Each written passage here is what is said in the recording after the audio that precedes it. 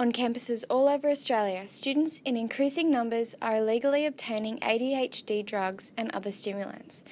They hope these drugs will boost their academic potential. But Bond University's clinical psychologist, Mark Stringer, said these students are misguided.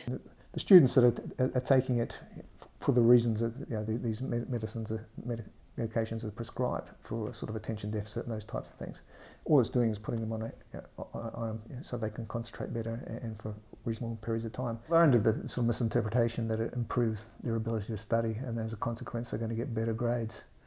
In fact, students are putting themselves at great risk by taking these black market drugs.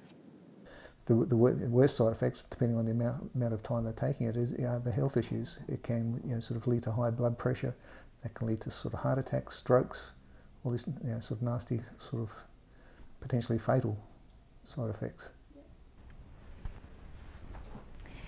Although professionals like Mr. Stringer believe that there is no advantage in using medication like this, students seem to think differently. A medical student who wishes to remain anonymous believes that she can see a huge difference in her results, and she also believes that by using medication like this, she has a competitive advantage over her peers.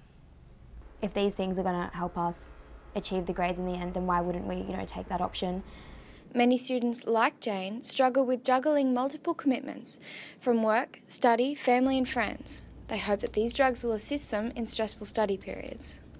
Primarily for myself, I take it in times when I have a really heavy workload, like for an assignment or prior to exams. Since I've been taking them, I've noticed, an increase in my study that I do before exams and for assignments, and also overall grades. Just as in sport, this new academic drug culture may be putting new pressures on students to take up the habit. Jane feels if she doesn't use the medication, she cannot produce the same quality and quantity of work as those who do. I almost feel like there's a competitive disadvantage, as I know so many people who do take them. So by me not taking them, I almost feel like I am disadvantaged, as these people are working at a far higher rate with the medication, whereas the rest of us are kind of just relying on ourselves to kind of do as good as they do. Jane says she has noticed the number of students who take stimulants has increased.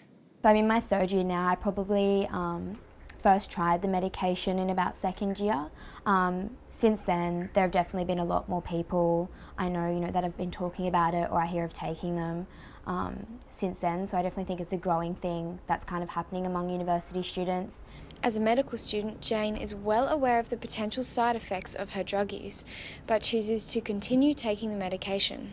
It's more a personal choice that I make, and I deal with the consequences and also, the good things that do come with the medication as well. Mr. Stringer advises that in order to succeed and be competitive, not just at university but in adulthood, students need better strategies to deal with pressures and stress. You can leave it to the last minute, you can try and cram, it's not going to work, regardless of whether you use this medication or not. People will then argue, perhaps in the sort of the more demanding sort of degrees, that they don't have enough time, but some people manage to find time, so that's what they need to be focusing on. Natalie M. Graben, Gold Coast.